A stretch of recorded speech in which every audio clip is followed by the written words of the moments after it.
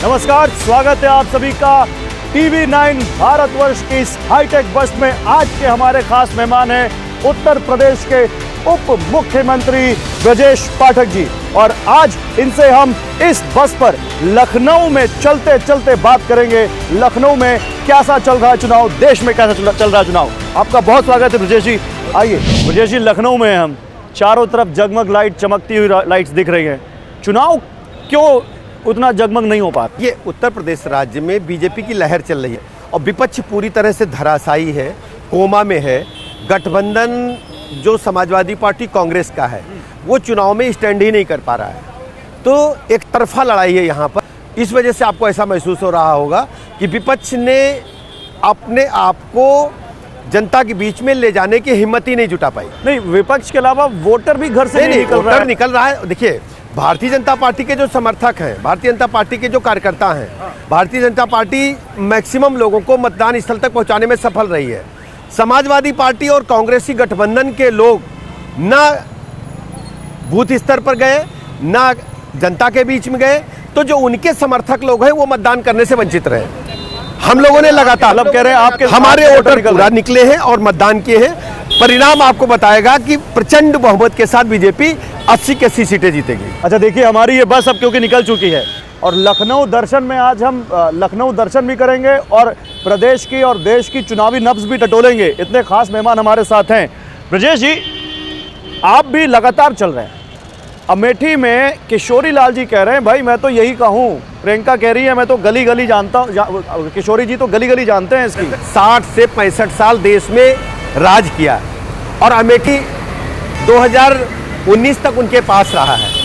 कुछ समय के लिए छोड़ दें, भारतीय जनता पार्टी ने इन मात्र 5 वर्षों के अंदर स्मृति ईरानी जी ने अमेठी की जन जन का भरोसा जीत लिया है। उसका कारण है कि पहली बार अमेठी का सांसद का घर वहां बना है। पहली बार अमेठी के संसदीय क्षेत्र के आम जनता ने समझ पाया कि कोई उनका सांसद भी है। नहीं तो दूर से फोटो देखते थे, बाय बाय टाटा केवल गाड़ी से होता था। ये क्या लगता है, राहुल गांधी रायबरेली क्यों गए, अमेठी क्यों नहीं गए? देखिए, उनके अंदर डर था, भय था हार का। वो जानते थे कि अमेठी के लोग उन्हें नकार चुके हैं। अंत तक सस्पेंस बनाए रखा, वायनाड भाग करके गए थे। अब आप देखिएगा, रायबरेली से भी वो प्रचंड बहुमत से हारेंगे। जनता भारतीय जनता पार्टी के साथ। अंबेडकर जी के आरक्षण को लेकर भी बहुत बात हो रही है और केवल फर्जी अफवाहें भारतीय जनता पार्टी दावा करती है कि आप जानते हैं कि समाजवादी पार्टी और कांग्रेस का जो गठबंधन है, कर्नाटक में क्या हुआ है। कर्नाटक में वहां पर कांग्रेस की सरकार है। कांग्रेस की सरकार ने वहां जो SC ST OBC का आरक्षण है उसमें मुस्लिम समाज को लगा दिया है। तो आरक्षण का पे डाका डालने का काम कांग्रेस पार्टी ने कर्नाटक में किया है और वो जीतेंगे तो पूरे देश में इसको लागू करेंगे। देश के लोग कभी इनको माफ नहीं करेंगे। कांग्रेस पार्टी को जो कर्नाटक में कुकृत्य कांग्रेस ने किया है, इनको कभी माफ नहीं। लेकिन क्योंकि वो आरक्षण पर आपको घेर रहे हैं, आपको लगता है कहीं कोई नुकसान हो सकता है? कोई फर्क नहीं पड़ेगा। जनता सच्चाई समझती है। भारतीय जनता पार्टी सर्व समाज की पार्टी है। दलित की, OBC समाज, सबको साथ लेकर के चलती है और सबको मजबूती देने का काम मोदी जी ने किया। ये आरोप लग रहा है आप लोगों के ऊपर कि आप चुनाव को हिंदू मुसलमान करने की कोशिश कर रहे हैं। आप अगर हम इस प्रकार की बात करते, मंगलसूत्र की जहां तक बात आप करते हैं, कांग्रेस पार्टी ने अपने मैनिफेस्टो में क्यों लिखा है कि हम आपकी संपत्ति की जांच कराएंगे, हम आपकी जो कमाए हुए संचित निधि है, पैतृक संपत्ति है, उसकी स्क्रीनिंग करेंगे और उसके बाद आप सोचिए, उसके बाद उनको बांटेंगे। जो मनमोहन सिंह जी ने कहा है कि सबसे पहला हक अल्पसंख्यकों को कहा है, उसमें खासकर मुसलमानों का है। इस बात को यदि हम उजागर करते हैं तो इसमें बुराई क्या है, गलती क्या है? हम ये काम तो मीडिया का होना चाहिए था। मीडिया को बताना चाहिए था कांग्रेस पार्टी का मैनिफेस्टो ये है, भारतीय जनता पार्टी का संकल्प पत्र ये है। इस आधार पर हम देश की जनता के सामने गए हैं।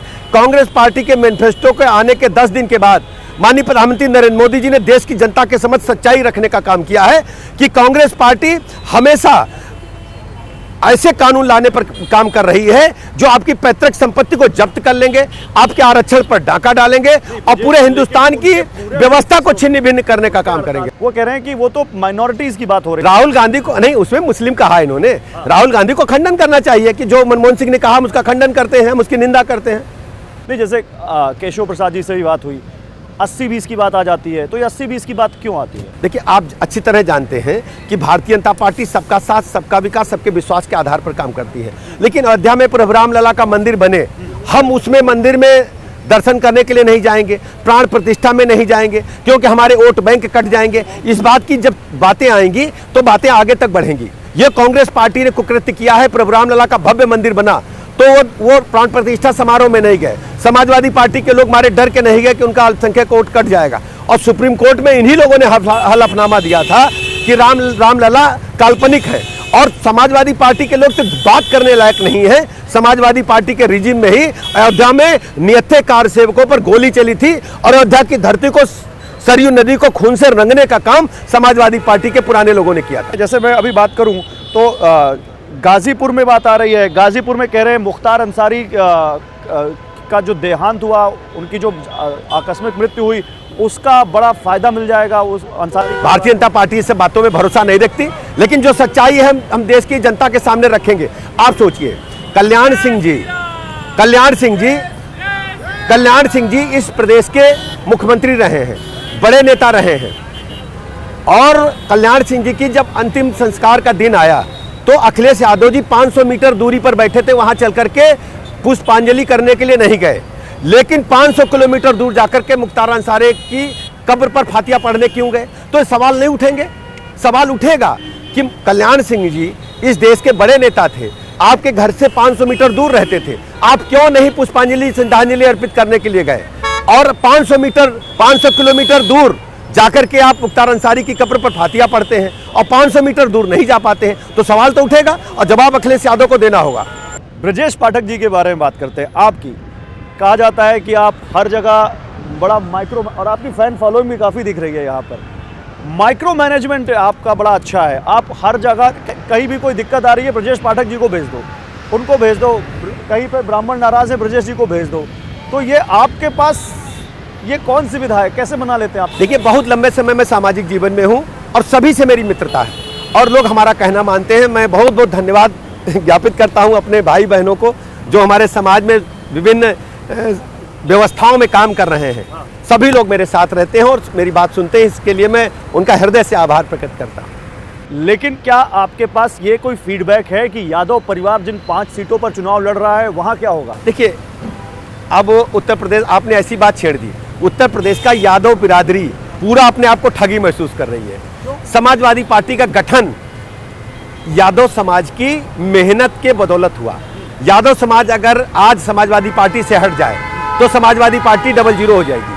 अब जब समाजवादी पार्टी की लोकसभा प्रत्याशियों की सूची आई तो उसमें भाई और भौजाई के बीच में पूरी सीटें बट गई। आजमगढ़ में भाई है, फिरोजाबाद में भाई है, अब फिरोजाबाद में भाई है, बदायूं में भाई है, कन्नौज में भैया खुद ही हैं और मैनपुरी में भौजाई है। कोई यादव समाज का कोई दूसरा नेता ही नहीं है, तीसरा कोई नेता ही नहीं है। मैं आदरणीय मुलायम सिंह जी को याद करके कहता हूं, मुलायम सिंह यादव जी के रिजिम में हर जिले में एक बड़ा यादव नेता होता था जो पूरे जिले में कंट्रोल करते थे, एमएलए एमपी बनते थे। आज यादव समाज के लोगों को ही अखिलेश यादव जी ने ठुकराने का काम किया है और आने वाले चुनाव में यादव समाज अखिलेश यादव जी को, समाजवादी पार्टी को इसका खामियाजा भुगताएगा जरूर। एक आखिरी सवाल, क्या आपको लगता है कि ये सब कुछ ठीक है, सारी बातें हो रही, लेकिन चुनावों में असल मुद्दों पर बात हो रही, विपक्ष कह रहा है असल मुद्दों से चुनाव भटक गया है। देखिए, विपक्ष दिग्भ्रमित है, विपक्ष ड्रिल्ड है।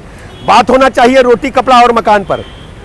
कांग्रेस के नेताओं ने हमेशा गरीबी हटाओ नारा दिया, आज गरीबी हटाओ उनके सामने नहीं है। आज वो दूसरे मुद्दों पर चुनाव ले जाना चाहते हैं। माननीय मोदी जी ने कहा है, प्रधानमंत्री जी ने कहा है कि हम गरीब को उसके परिवार का सदस्य की तरह काम करते हैं और हर गरीब को उसका हक दिला करके रहेंगे। और गरीब आदमी आज अपने आप को मोदी जी के परिवार का सदस्य मानता है और हमने देखा है कि गरीब कल्याण योजनाओं के माध्यम से एक एक गरीब आदमी के जीवन स्तर को ऊपर उठाने में भारतीय जनता पार्टी कामयाब हुई है। 25 करोड़ लोगों को गरीबी रेखा से ऊपर उठाने में मोदी जी ने कामयाबी हासिल की है। चलिए, आपको बहुत बहुत शुभकामनाएं, बहुत बहुत धन्यवाद। आपको बहुत बहुत मुबारकबाद।